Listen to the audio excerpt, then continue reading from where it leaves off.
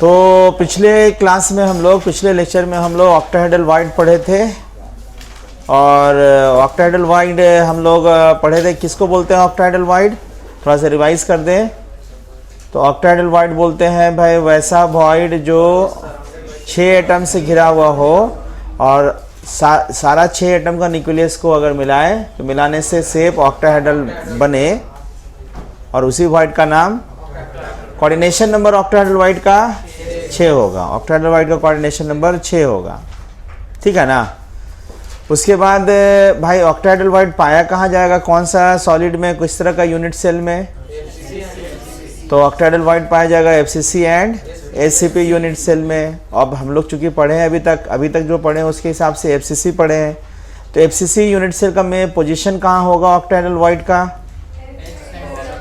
तो हम बोले थे कि एफसीसी में भाई सारा का सारा ऑक्टाहेड्रल वाइड, सारा एज सेंटर, 12 एज है तो 12 एज सेंटर और एक body centre in FCC, in simple cubic और बीसीसी में ऑक्टाहेड्रल वाइड नहीं मिलेगा। तो इफेक्टिव कितना आया था ऑक्टाहेड्रल वाइड? इफेक्टिव 4, और जितना आपका एटम था एफसीसी का इफेक्टिव एटम 4 था, तो ऑक्टाहेड्रल वाइड भी 4 ही आया। तो जनरली ऐसे ही होता है कि जितना भाई ऑक्टा एटम होगा किसी सॉलिड में, कितना एटम होगा उतना ही ऑक्टाहेड्रल वाइड होगा क्या। तो इससे ना एक क्वेश्चन, और रेडियस रेशियो क्या आया था इसका? Radius ratio R plus R minus का रेशियो 0.414 आया था। तो इसका वैल्यू एग्जैक्ट कब लेंगे? जब एग्जैक्टली फिट होगा तब लेंगे, एग्जैक्टली फिट होगा तब लेंगे। उससे ज़्यादा भी ले सकते हैं, उससे कम भी ले सकते हैं, लेकिन कम ले सकते हैं क्या? उससे कम नहीं ले सकते। उससे ज़्यादा ले सकते हैं लेकिन उससे कम नहीं ले सकते हम लोग। उससे ज़्यादा नहीं ले सकते हैं लेकिन उससे क्यों नहीं कम ले सकते हैं? क्योंकि कम लेने से झुंझुना बनेगा, और भाई कम लेने से क्या, साइज छोटा रहेगा, तो छोटा रहने से भाई नीचे होगा। और भाई एग्जैक्टली उससे बड़ा ले सकते हैं, क्योंकि बड़ा लेंगे तो बाकी एटम को दूर हटा के रह सकता है नहीं। तो इससे एक क्वेश्चन कराइए, बनाइए जरा आप लोग। एक क्वेश्चन बनाते हैं इसी टॉपिक पे, जितना पढ़े हैं उसके बेसिस पे। लिखो ए आयनिक सॉलिड, बहुत इंपॉर्टेंट है, इस तरह का क्वेश्चन एग्जाम में आता है। A ionic solid is formed by atom capital A and capital B, in which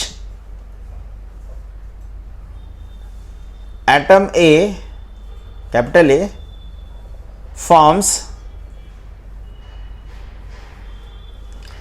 lattice site of FCC। Atom A forms lattice site of FCC. इसका मतलब हुआ कि एटम ए जो होगा कॉर्नर पे होगा, साथ ही साथ सारा फेस का फेस सेंटर पे होगा। And atom b are present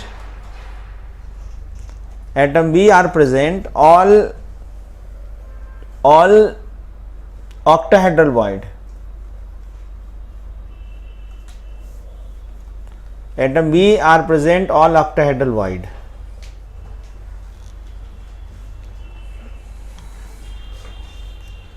then find the formula of ionic solid. तो आपको इस सॉलिड का फॉर्मूला बताना है कि सॉलिड का क्या फॉर्मूला होगा।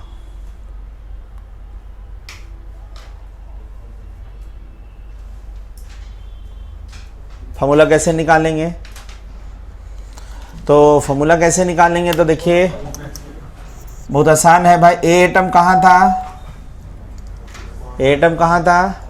तो सारा कॉर्नर सारा फेस, तो यानी एफसीसी का सारा कॉर्नर और सारा फेस को मिलाकर इफेक्टिव कितना होता था भाई? 4।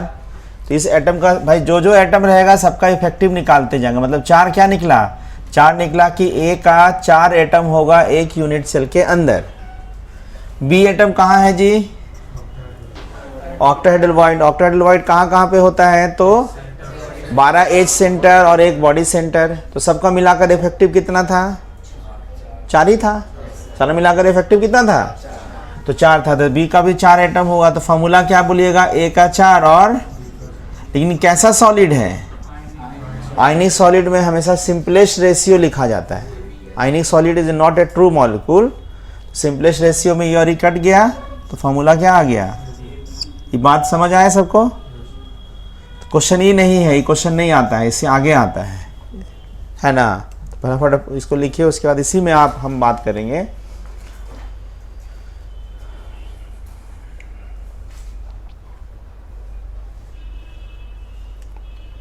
इन द एबव सॉलिड, मतलब ऊपर जो स्टेटमेंट लिखे हैं उसी स्टेटमेंट से अब आगे। इन the above solid all atom along any one of edge diagonal, all atom along any one of edge diagonal, any one of edge diagonal are removed, then formula of solid। Question कह रहा है कि जो ऊपर में solid बताया गया है उस सॉलिड में से कोई भी एक एज डायगोनल लीजिए और एज डायगोनल के लॉन्ग जो भी एटम मिलेगा सारा एटम को हम वहाँ से हटा दिए। तो हटाने के बाद अब चूंकि भाई कुछ एटम हटा होगा इसमें से, तो फॉर्मूला चेंज हुआ होगा कि नहीं हुआ होगा, तो क्या नया फॉर्मूला होगा। तो इसको कैसे सोचेंगे, देखो ध्यान से। पहले तो हम लोग को पता चल चुका है कि ए का 4 एटम है और ये बी का 4 एटम क्या है, इफेक्टिव है कि टोटल 4 एटम था, इफेक्टिव था। और चूंकि हम बोले हैं क्वेश्चन में क्या है कि भाई कौन सा किसके लॉन्ग गायब करना है, तो हम एज डायगोनल के अलॉन्ग थोड़ा सा बना भी लेते हैं। रूम में आप सोच सकते हैं तो रूम में सोचिएगा तो ज़्यादा अच्छा रहेगा, लेकिन यहाँ बना देते हैं। एज डायगोनल किसको कहते थे, याद है। तो यहाँ से लिए एज सेंटर और यहाँ से पार करता हुआ एक लाइन होगा। कहाँ से पार करेगा, बॉडी सेंटर। तो कोई भी एक एज डायगोनल के अलॉन्ग जो जो एटम मिलेगा सारा एटम को गायब हो गया, डिफेक्ट हो गया ये।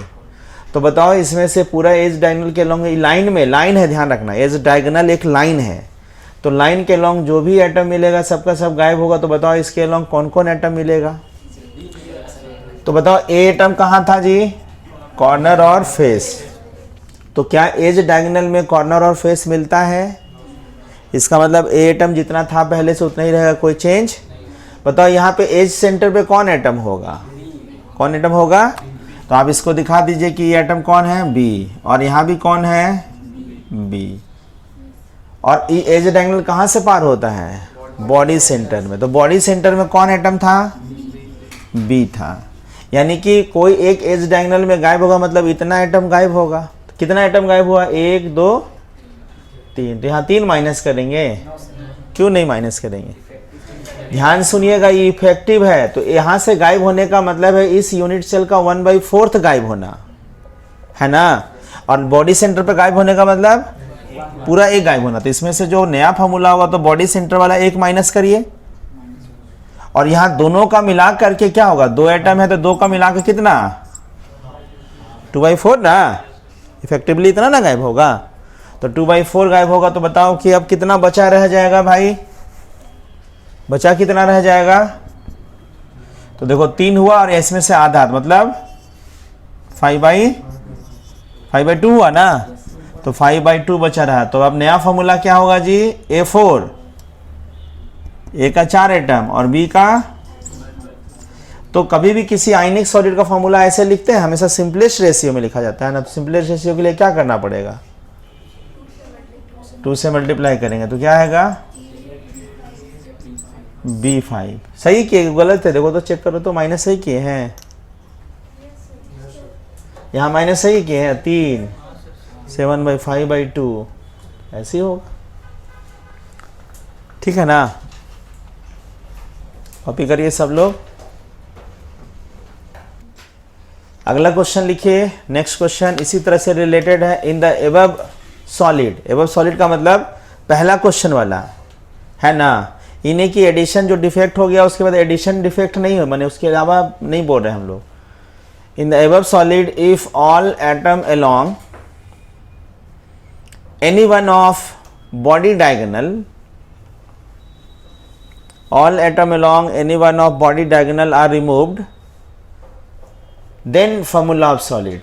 यहाँ कहाँ से हटा था अभी, एज डायगोनल है, उससे के अलावा यहाँ से कहाँ से हट रहा है, एक बॉडी डायगोनल। किसी एक बॉडी डायगोनल से अगर हटता है तो फॉर्मूला क्या होगा, सोचो, सोचिए जल्दी से आप लोग। तो अगला क्वेश्चन देंगे।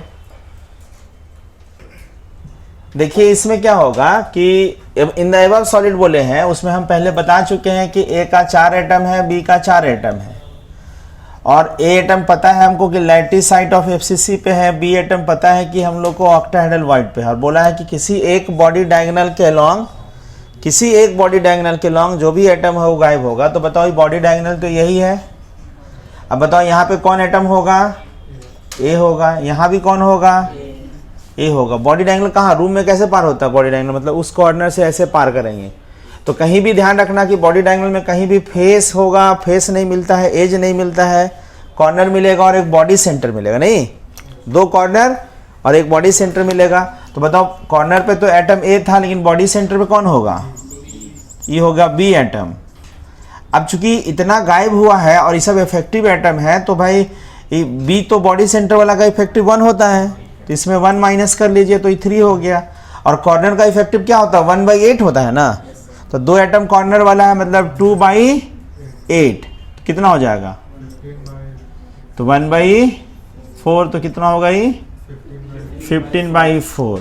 तो इसका फॉर्मूला होगा ए का 15/4 और बी का 3। सिंपलेस्ट लिखिए तो सिंपलेस्ट में 4 से मल्टीप्लाई करिए तो ए 15 बी 12, और यहाँ 3 से डिवाइड कर लीजिए। क्योंकि आयनिक फार्मूला कोई ट्रू मॉलिक्यूल नहीं होता, आयनिक कंपाउंड कोई ट्रू मॉलिक्यूल नहीं होता है, यह एक सिंपलेस्ट रेशियो होता है। ठीक, सिंपलेस्ट रेशियो होता है। अगला क्वेश्चन देखो, एक क्वेश्चन और बड़ा अच्छा क्वेश्चन है, इंपॉर्टेंट क्वेश्चन है। लिखिए इन द एबव सॉलिड, बार बार हम उसी सॉलिड से कंसर्न कर रहे हैं। अगर हम उसको नहीं लिखते तो फिर से लिखना पड़ता कि ionic solid form by atom a and b, ऐसे लिखना पड़ता हमको। हम बोल रहे हैं in the above solid if due to certain defect, next question है ये, due to certain defect all atom along any one of is diagonal plane, any one of is diagonal plane, ये प्लेन हम नहीं बताए थे पहले, सोचना है आपको।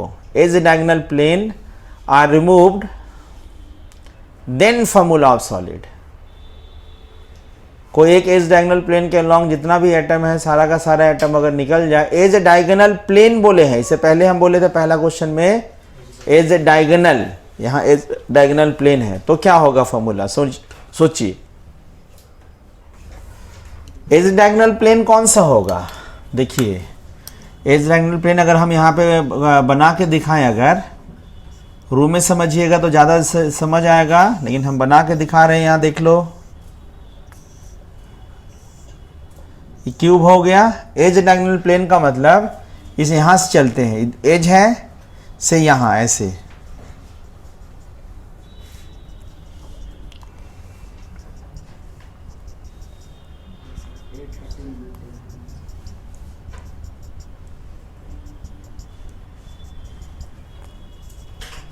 ये देखिए, मतलब अगर रूम में समझिएगा ना तो उस कॉर्नर और इस कॉर्नर से ऐसे एक ऐसे जाए और नीचे वाला दोनों कॉर्नर से मिलाते हुए रूम से बीचों बीच पार करता हुआ रहे, उसको एज डायगोनल प्लेन कहेंगे। ऐसा ऐसा कितना प्लेन होगा, ऐसा ऐसा कितना प्लेन होगा, 6 होगा। कैसे, ई वाला एज और ई वाला एज मिलाकर एक प्लेन हुआ है, मतलब 2 एज मिलाने से एक प्लेन, इसमें कितना एज होता है, तो कैसा प्लेन होगा, 6 होगा। लेकिन हम बोले हैं कि कितना प्लेन से गायब हो, सारा प्लेन से गायब हो कि कोई एक, तो बताओ इसमें से सारा इस प्लेन के अलोंग जो भी एटम मिलेगा सबका सब गायब होगा। तो बताओ इस प्लेन के अलोंग कौन कौन एटम मिलेगा, बताओ। यहाँ पे कौन एटम था, कॉर्नर पे कौन था, कॉर्नर पे आपका ए था, ब्लू से हम लिख रहे हैं ए के लिए। यहाँ भी कॉर्नर पे क्या था, ये एटम है। एक चीज और ध्यान से सुनिएगा भाई, यहाँ ये जो पार हो रहा है इसको क्या बोलेंगे, फेस सेंटर। अरे जो प्लेन पार करेंगे कॉर्नर से दीवार, उधर वाला दीवार को कट करते हुए ना जाएगा नीचे वाला में, इधर वाला भी कॉर्नर से जो उधर कॉर्नर है उससे जाएगा, तो उधर से क्या दीवार से कट करता हुआ नीचे वाला कॉर्नर को मिलेगा नहीं।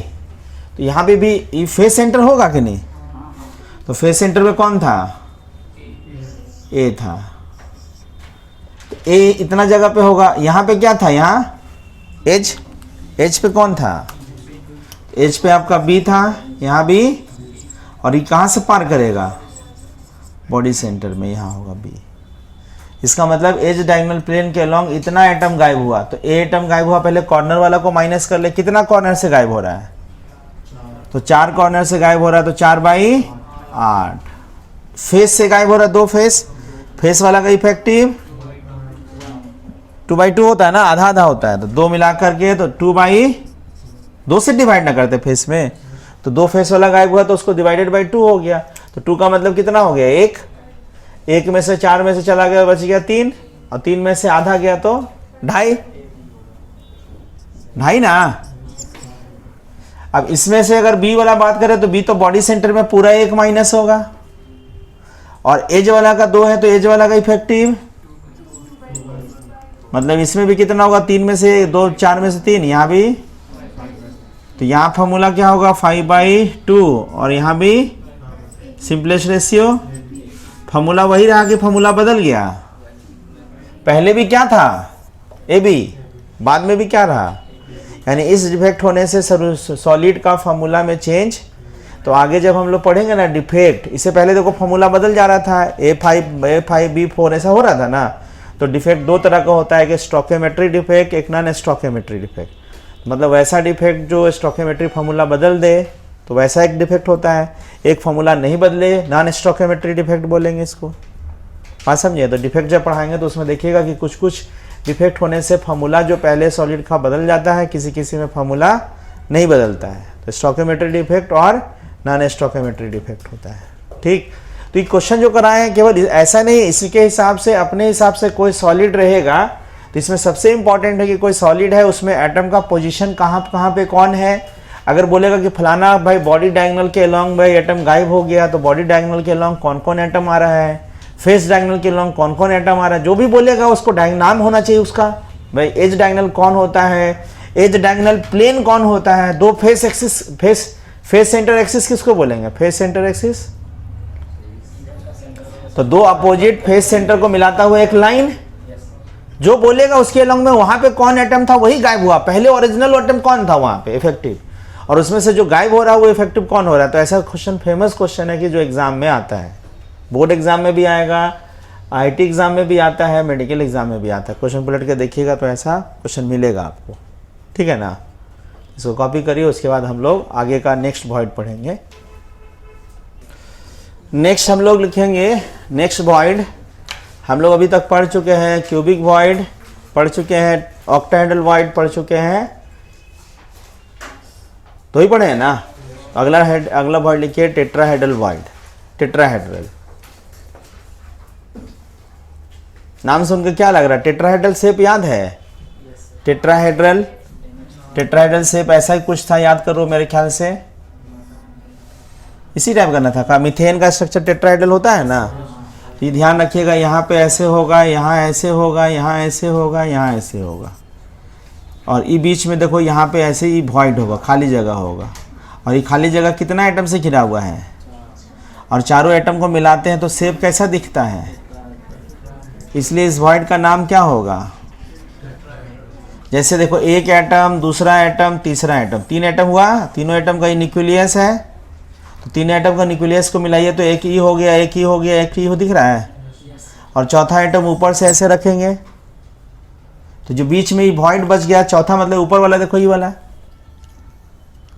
नहीं, तो बीच में जो वॉइड हो गया, ये वॉइड कौन सा वॉइड कर दिए हम लोग, ये हो गया टेट्राहेड्रल वॉइड। कितना एटम से घिरा हुआ होगा, और चारों एटम से घिरा हुआ है, चारों एटम का न्यूक्लियस को मिला रहे हैं, तो कैसा वॉइड बन रहा है, शेप कैसा बन रहा है, टेट्राहेड्रल, इसलिए इस वॉइड का नाम। और टेट्राहेड्रल वॉइड का coordination number, octahedral coordination number 8, 6, cubic void का 8। तो टेट्राहेड्रल वॉइड लिखिए, the void which is surrounded,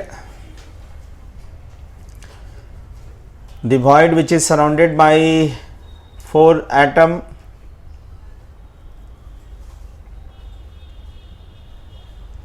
and nucleus of all 4 surrounding atom,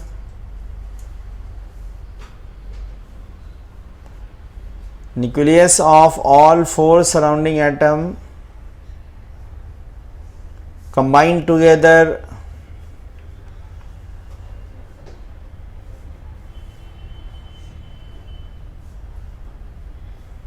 to form tetrahedral shape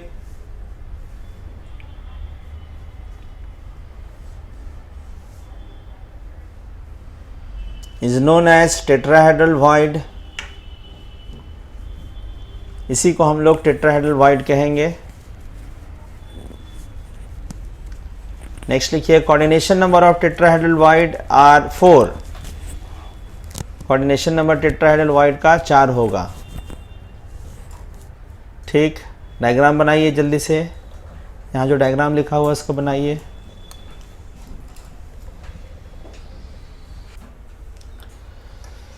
आगे का पॉइंट लिखो, tetrahedral void are present, tetrahedral void are present in FCC and HCP unit cell। ध्यान रखना, tetrahedral void फिर से cubic में नहीं पाया जाएगा, BCC में नहीं पाया जाएगा, FCC और SCP। अभी हम लोग तो SCP पढ़े नहीं, अभी हम लोग पढ़े क्या है, FCC। FCC में कहाँ पे पाया जाएगा? ठीक, लिखो, इन FCC unit cell, in FCC unit cell tetrahedral void are present at the body center of mini cube, at the body center of mini cube। ध्यान सुनिएगा, body centre of mini cube क्या है? जैसे रूम में समझिए, इससे समझाते हैं अभी हम लोग, लेकिन उससे पहले रूम में समझिए। At the body centre of mini cube, mini cube क्या हुआ जरा समझिए। जैसे रूम मान लेते, जहाँ पे आप हैं वो रूम है, रूम एफ का मान लेते हैं कि रूम FCC है, और FCC है तो बताओ इस रूम में एटम कहाँ कहाँ होगा? हर कॉर्नर पे होगा, कॉर्नर है, और हर फेस का फेस सेंटर में होगा। ठीक, अब इस रूम को हम लोग को ना इक्वली 8 भाग में डिवाइड करना है। ऐसे बीच से ऐसे डिवाइड कर दो आधा। ठीक, इमेजिन करिएगा, बीच से डिवाइड करेंगे तो क्या होगा? पूरा एज लेंथ A था, पूरा रूम का एज लेंथ A था, तो आधा डिवाइड किया तो क्या हो गया? ठीक, 2 भाग में डिवाइड हुआ। अब इसको ऐसे डिवाइड करने के बाद फिर इसको ऐसे डिवाइड करिए, ऐसे डिवाइड करिए। तो ऐसे डिवाइड करिए तो इधर का आधा आधा होगा, कितना हो जाएगा? ये कितना हुआ अभी तक? 4 भाग में डिवाइड हुआ। अब 4 भाग में डिवाइड होने के बाद फिर से क्या करो, पूरा रूम को बीच से आधा आधा, ऐसे बीच से आधा काटिए तो कितना हो गया? 8 हुआ कि नहीं? तो 8 हुआ तो 8 अब उस जो 8 भाग हुआ समझो कि उसको अलग अलग कर दिए, तो उस छोटा वाला पार्ट होगा वो भी क्या है, क्यूबिक होगा कि नहीं? और उसका एज लेंथ क्या होगा? A/2 होगा। तो उसी छोटा वाला का नाम क्या बोल रहे हैं हम लोग? Mini Q. इसका मतलब मिनी क्यू क्या होगा कि FCC यूनिट सेल को जब परपेंडिकुलरली 8 इक्वल पार्ट में डिवाइड करेंगे ऐसे, तो डिवाइड करने से जो छोटा वाला क्यू बनेगा जिसका कि एज लेंथ A/2 होगा, उसका नाम मिनी क्यू होगा। और उसी मिनी क्यू के बॉडी सेंटर में टेट्राहेड्रल वॉइड होगा, ऐसा हम लिखाए हैं। नहीं, उसी चीज को जरा सा यहां समझिए, इमेजिन यहां करिए, देखिए तो दिख रहा होगा ऐसे, इसमें दिख रहा है। तो इसको देखो ऐसे डिवाइड किया, ऐसे, फिर इसको हम बोले ऐसे डिवाइड कर रहे हैं, फिर इसको ऐसे डिवाइड कर रहे हैं। तो डिवाइड करने से देखो ऐसा ऐसा क्या मिनी क्यू दिख रहा होगा, ऐसा दिख रहा है, ये वाला मिनी क्यू ये दिख रहा होगा ऐसे, ये छोटा ऐसे 8 भाग में देखिए दिख रहा है, यहाँ दिख रहा है ना ऐसे। ये छोटा वाला जो क्यू है, इसी क्यू का नाम क्या हो गया? और इसी मिनी क्यू का हम बोल रहे हैं बॉडी सेंटर। यहाँ पे ध्यान रखिएगा, यहाँ जहाँ पे मार्कर का ऐसे पॉइंट दिखेगा, ऐसे मिनी क्यू जहाँ पे पॉइंटर होगा वहाँ ऐसे समझ सकते हैं, यहाँ पे ऐसे। ठीक, ऐसे यहाँ पे कोई भी समझ सकते हैं, देख लीजिए यहाँ पे ऐसे, यहाँ पे ये दिख रहा होगा आपको, इसका पॉइंट ऐसे। ठीक है, यहाँ पे टेट्राहेड्रल वॉइड होगा। तो कैसे टेट्राहेड्रल वॉइड होगा? मतलब कितना आइटम से घिरा हुआ होगा? 4 आइटम से घिरा होगा। कैसे 4 आइटम से? जैसे यहाँ पे मान लिया नहीं दिख रहा है किसी को, तुम लोगों को दिखेगा। तो यहाँ पे देखो, यहाँ पे बीच में अगर है तो एक आइटम ही हुआ, दूसरा आइटम, तीसरा आइटम और ये चौथा आइटम। इसका कॉर्नर क्या होगा? मिनी क्यू का कॉर्नर सोचो कौन कौन होगा? ये 8 कॉर्नर होता है ना, तो 8 कॉर्नर में कौन? एक तो ओरिजिनल कॉर्नर क्यूब का, और दूसरा एक तो ये वाला कॉर्नर जो एज सेंटर था, देखो यहाँ पे दिख रहा होगा, एज सेंटर था वो कॉर्नर होगा। और हम जानते हैं कि एफसीसी में एज पे एटम होता है, तो यहाँ पे भी एटम नहीं होगा। फिर यहाँ पे क्या था जी, फेस सेंटर, यहाँ पे एटम वी कॉर्नर हो गया। फिर यहाँ पे आगे चलिए तो यहाँ पे बॉडी सेंटर, बॉडी सेंटर, यहाँ पे एटम था तो ये एक कॉर्नर होगा, ये कॉर्नर होगा। फिर ऊपर वाला का फेस सेंटर यहाँ होगा। देखो आप बताओ इसमें कितना कॉर्नर होता है, 8। उसमें एक जगह पे एटम है, दूसरी जगह पे एटम, फिर एटम है, फिर एटम, फिर एटम है, फिर एटम नहीं है, फिर एटम देखो नहीं है, नहीं है, फिर है। इसका मतलब 8 कॉर्नर है, उसके 8 कॉर्नर पे अल्टरनेट कॉर्नर पे एटम है। कौन कौन एटम है, एफसीसी वाला कौन कौन एटम है, भी कभी कोई पूछता है। तो एफसीसी का एक कॉर्नर वाला और 3 फेस वाला, देख लो, एक कॉर्नर वाला और बाकी 3 फेस वाला। और 8 कॉर्नर होता है, उसमें 4 ही जगह पे एटम है, नहीं तो 4 जगह पे एटम है। एटम स्फेरिकल है तो चारों एटम के बीच में कहीं ना कहीं वॉइड होगा। तो वॉइड कहाँ होगा, देखो यहाँ पे कहाँ होगा, इसमें हम बात करें, इसमें बॉडी सेंटर पे। वो कितना एटम से घिरा हुआ है, तो 4 एटम से घिरा हुआ वॉइड कैसा होता है, टेट्राहेड्रल वॉइड होगा। अगर इमेजिन करेगा तो रूम में देखिएगा, रूम में भी सोचिए, रूम में सोचिए। जैसे देखो हम यहाँ पे क्या किए हैं कि भाई ऊपर में आधा आधा एज सेंटर से आधा एक हो गया क्यूब छोटा होगा, उसमें एटम होगा कॉर्नर वाला। रूम चूंकि यहाँ पे क्यूबिक नहीं है, अगर रूम क्यूबिक होगा तो एग्जैक्टली दिखेगा क्यूबिक। तो कॉर्नर वाला एक एटम हुआ, इधर फेस वाला एक एटम हुआ, ऊपर वाला फेस से ऊपर वाला दीवार, छत वाला फेस वाला हुआ, और उधर वाला दीवार, वहां वाला दीवार का फेस हुआ। तो कितना हुआ, एक एटम यहाँ, एक कॉर्नर, उधर वाला का फेस, एक छत वाला, सब मिलाकर 4 एटम से घिरा हुआ वॉइड इसी आसपास कहीं होगा ना, इसी आसपास। और चारों एटम को अगर मिलाइएगा तो शेप टेट्राहेड्रल होगा। तो रूम अगर क्यूबिक होगा ना, सोचिएगा तो दिखेगा क्यूबिक। ठीक, जैसे दूसरा समझिएगा ध्यान से इसको। अगर हम यहाँ पे चूंकि बना के दिखा तो नहीं सकते हैं भाई, 3D है, तो 3D के लिए हम देखेंगे कि भाई कोई वीडियो इसमें रखेंगे, प्रयास करेंगे इसको एक लेक्चर में जिसमें कि 3D वीडियो। क्लास में तो दिखाने के लिए मेरा वीडियो है, उसको हम 3D वीडियो बना के दिखाना पड़ेगा। क्लास में बना के दिखाने के लिए है, प्रोजेक्टर से दिखा सकते हैं। यहाँ पे देखिए ये एफसीसी यूनिट सेल था, हम पूरा नहीं बना रहे हैं एफसीसी।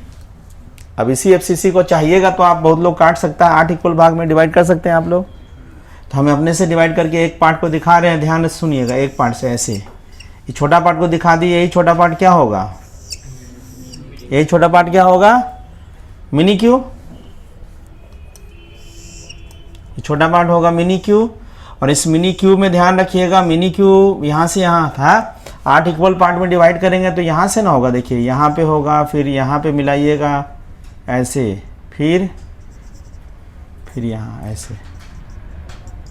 ऐसे होगा ना जी। तो इसमें से बताओ तो ये मिनी क्यू, इसका नाम छोटा नाम मिनी क्यू है। इसमें एटम कहाँ पे था, कहाँ पे एटम था, अल्टरनेट कॉर्नर पे। तो अल्टरनेट कॉर्नर पे मान लेते हैं, सपोज करो कि एटम यहाँ पे था तो यहाँ पे होगा, फिर एटम कहाँ होगा, यहाँ होगा, फिर यहाँ है तो यहाँ होगा, फिर एटम यहाँ होगा, फिर यहाँ है तो यहाँ नहीं होगा, फिर यहाँ होगा। अब बताओ 4 एटम से घिरा हुआ है। अब चारों एटम का यहाँ पे देखो बॉडी सेंटर कहाँ पे है, इसका बॉडी सेंटर यही है। तो यहाँ जो वॉइड होगा यहाँ पे ऐसे, इसको दिखा रहे हैं, अगर हम लोग दूसरे कलर से दिखाएं, यहाँ जो वॉइड होगा वह वॉइड कितना एटम से घिरा है। अब 4 एटम से घिरा हुआ वॉइड होगा, वह वॉइड कौन सा वॉइड होगा, टेट्राहेड्रल वॉइड होगा। तो बताओ ऐसा कितना मिनी क्यूब होगा इसमें, और 8 मिनी क्यूब के बॉडी सेंटर में टेट्राहेड्रल वॉइड होगा। 8 मिनी क्यूब के बॉडी सेंटर पे देख लो, यहाँ पे 8 दिख रहा होगा, यहाँ 4 ऊपर ऐसे कट किए हैं, ऐसे कट किए ऐसे, तो 4 ऊपर में मिनी, एक इधर, एक इधर, फिर एक इधर, फिर एक इधर, ऐसे दिख रहा है। तो 4 ऊपर 4 नीचे है, 8 मिनी क्यू। 8 मिनी क्यू का बॉडी सेंटर जहाँ पे ऐसे दिख रहा है आपको, यहाँ से देख लो जहाँ पॉइंट दिख रहा है, तो वैसे भाई इधर में देख लीजिए ऐसे, ठीक है ना। तो 8 मिनी क्यू का बॉडी सेंटर में आपका टेट्राहेड्रल वॉइड होगा। और बताओ कि अगर ये भाई बॉडी सेंटर के अंदर में है तो कहीं शेयरिंग होगा दूसरे यूनिट सेल में, शेयरिंग होगा तो इफेक्टिव कितना हो जाएगा, इफेक्टिव टेट्राहेड्रल वॉइड कितना होगा, 8। और इसमें एटम कितने होते थे एफसीसी में? 4। और टेट्राहेड्रल वाइड कितना हो गया? यानी जितना एटम इफेक्टिव होगा उसका दुगना टेट्राहेड्रल वाइड होगा, यानी number of tetrahedral void equal to 2 into effective number of atom. किसमें? लेकिन in close pack structure. Close pack structure बोलने का मतलब सिंपल क्यूबिक में तो मिलता नहीं है, बीसीसी में मिलेगा नहीं, एफसीसी और एससीपी वही ना क्लोज पैक है नहीं।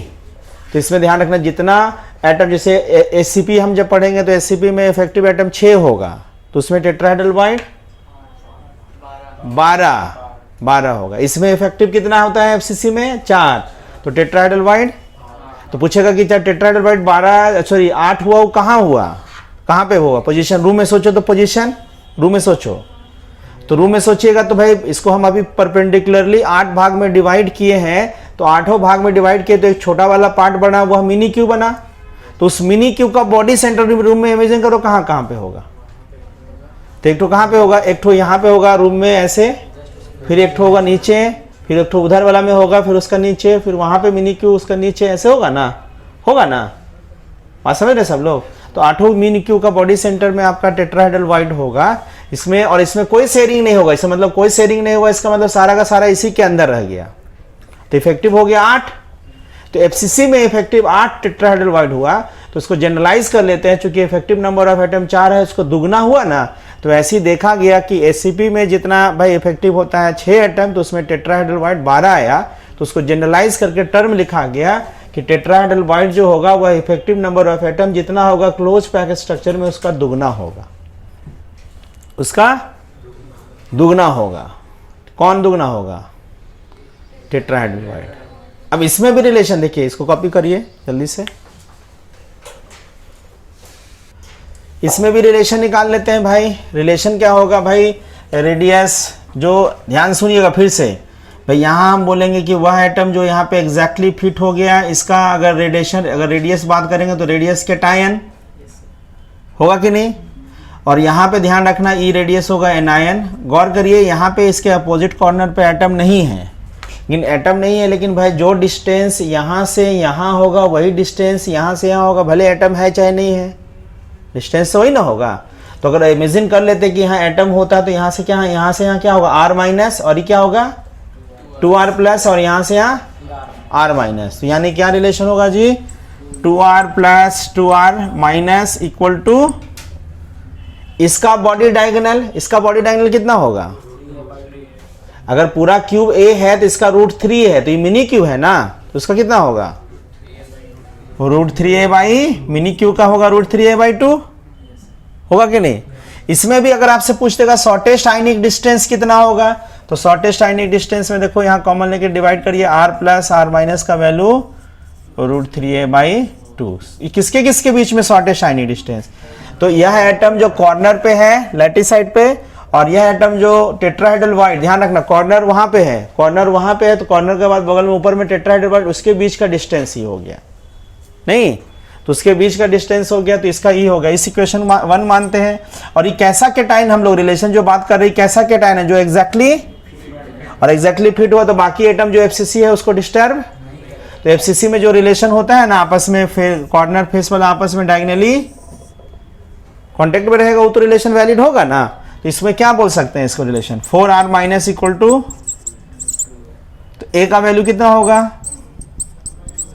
इसको इक्वेशन 2 मान लेते हैं, तो इक्वेशन 1 और इक्वेशन 2 से कंपैरिजन करिए, तो ए का वैल्यू को पूरा का पूरा यहाँ रख दीजिए, तो 2R plus 2R minus equal to root 3 by 2, और यहाँ पे ए का वैल्यू रख देना,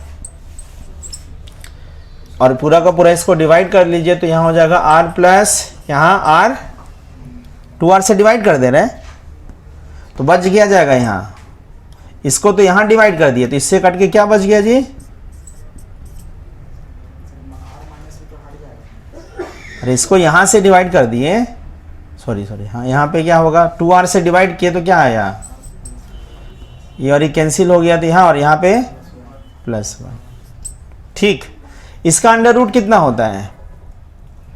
1.5 का रूट कितना होगा?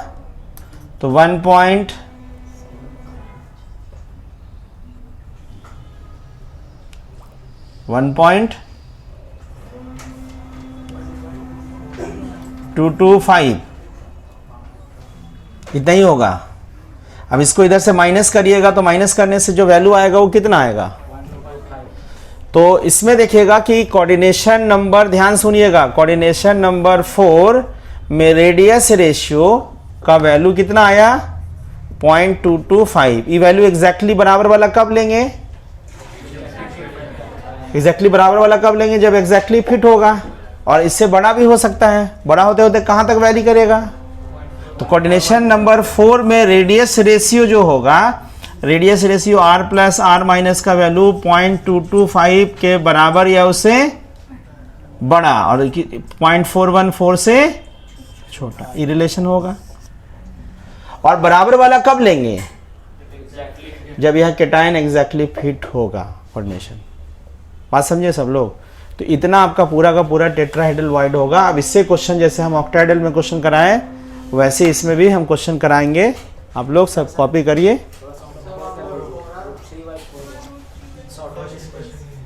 हाँ, शॉर्टेज डिस्टेंस यहाँ पे देख लीजिए, यहाँ 2 से डिवाइड किए हैं ना, तो यहाँ पे आपका 4 होगा, शॉर्टेज डिस्टेंस में 4 होगा। कॉपी कर लीजिए सब लोग।